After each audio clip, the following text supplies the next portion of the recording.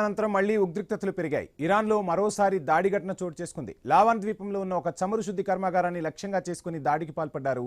దాడి అనంతరం రిఫైనరీలో భారీగా మంటలు ఎగిసిపడ్డాయి.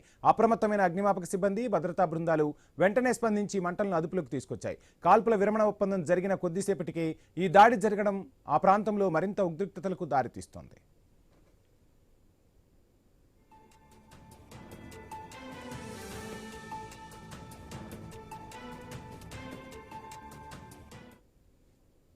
రైట్, ఇక మిడిల్ ఈస్ట్ లో ఉద్రిక్తతలు కొనసాగుతున్నాయి. కువైట్ పై ఇరాన్ డ్రోన్ దాడులు చేసింది. ఉదయం నుంచి మొత్తం 28 ఇరాన్ డ్రోన్లను అడ్డుకున్నట్లు కువైట్ రక్షణ మంత్రిత్వ శాఖ ప్రతినిధి కల్నల్ సౌద్ అబ్దుల్ అజీజ్ అల్ ఉతైబీ తెలిపారు.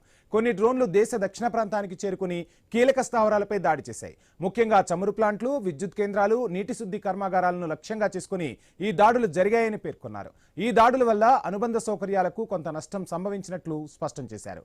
కాల్పుల విరమణ అమల్లో ఉన్నప్పటికీ ఈ దాడులు జరగడం ఆ ప్రాంతంలో ఆందోళనలకు దారితీస్తోంది.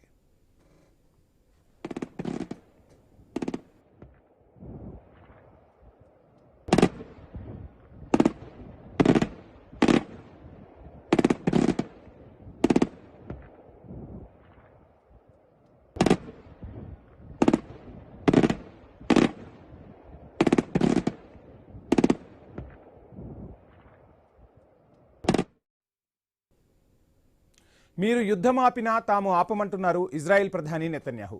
లెబనాన్పై దాడులు చేస్తామని ఇప్పటికే ప్రకటించారు బెంజమిన్ వ్యాఖ్యలను ఇరాన్ నేషనల్ సెక్యూరిటీ కౌన్సిల్ ఖండించింది. మీరు ఆపకపోతే మేము రంగంలోకి దిగాల్సి వస్తుందని స్ట్రైట్ వార్నింగ్ ఇచ్చేసింది.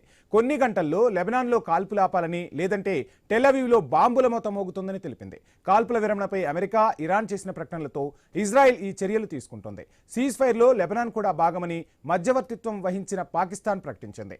అమెరికాతో కుదిరే ఏ ఒప్పందంలో అయినా లెబనాన్లో కాల్పులు ఆగాలనే నిబంధనను ఇరాన్ కోరుకుంది. అందుకు ఇజ్రాయెల్ ససేమిరా అంటోంది.